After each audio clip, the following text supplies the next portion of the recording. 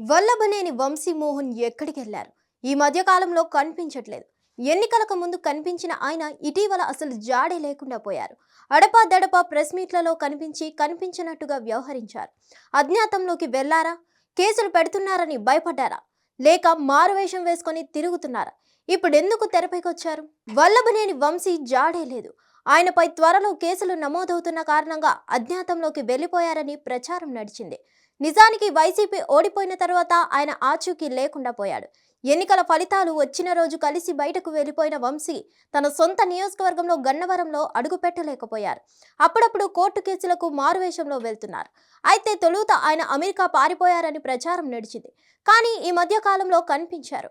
YCP ఏర్పాటు చేసిన press మీట్లో కొడాలి నాని పక్కనే దీనంగా కూర్చున్నారు.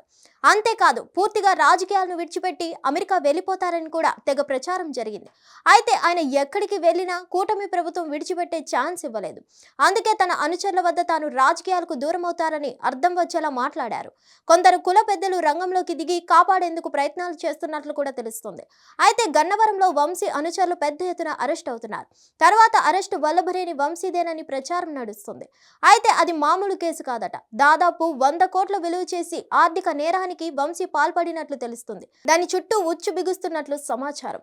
వల్లభనేని వంశీ 2019 ఎన్నికల్లో టీడీపీ తరపున విజయం సాధించారు. అయితే ఆయనపై ఉన్న బినామీ ఇళ్ల పట్టాల కేసు ఒకటి బయటకు తెచ్చింది వైసీపీ. పార్టీలోకి వస్తేనే ఎటువంటి కేసు లేకుండా చూస్తామని హామీ ఇచ్చింది. ఇక పార్టీలోకి వెళ్లిన తర్వాత ఆ కేసును అడ్డం పెట్టుకుని చంద్రబాబు కుటుంబంపై విరుచుకు పడేలా చేసింది జగన్ సర్కార్. అయితే ఇంతవరకు జరిగింది ఇదేనని అంతా భావించారు. అయితే వంశీ హయాంలో పోలవరం కాలువ గట్లను కూడా తవ్వుకొని అమ్మేసుకున్నట్లు తాజాగా తెలుస్తుంది. దాదాపు 100 కోట్ల రూపాయలు కొల్లగొట్టినట్లు ప్రభుత్వం ప్రాథమిక విచారణలో తేలింది. ఇక కేసు పెట్టి అరెస్ట్ చేయడమే మిగిలింది. అంతేకాదు మొత్తం బినామీలతోనే ఈ తతంగం జరిపినట్లు ఆరోపణలు ఉన్నాయి. తన వద్ద పనిచేసే డ్రైవర్లు, వైసీపీ నేతల దగ్గర పనిచేసిన వారిని బినామీలుగా పెట్టి లైసెన్సులు తీసుకున్నారు. తీసుకున్న లైసెన్సులు ఒక చోట అయితే మరో చోట తవ్వకాలు జరిపారు. ఇలాంటి లెక్కలను విజిలెన్స్ బయటకు తీసింది. దాదాపు 100 కోట్ల మేర అక్రమాలు జరిగినట్లు గుర్తించింది. అయితే పూర్తి స్థాయిలో రంగంలోకి దిగిన విజిలెన్స్ బినామీదారులను అరెస్ట్ చేయడం ప్రారంభించింది. అయితే తాము అటువంటి లైసెన్సులు తీసుకోలేదని, ఆధార్ కార్డు జిరాక్సులు వల్లభనేని వంశీ అడిగితే ఇచ్చామని వారు చెప్తున్నారు. తమ ఆధార్ కార్డు పెట్టి వంశీ లైసెన్స్ తెచ్చుకొని చదువుకున్నారని వాంగ్మూలం ఇచ్చారు. దీంతో వల్లభనేని వంశీపై రేపు మాపు పటిష్టమైన ఒక కేసు నమోదయ్యే అవకాశం ఉంది.